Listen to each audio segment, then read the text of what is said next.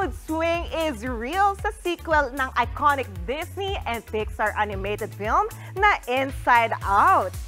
Officially a teenager now. You aren't packed yet? I'm the worst! Overreact much? I barely touched it.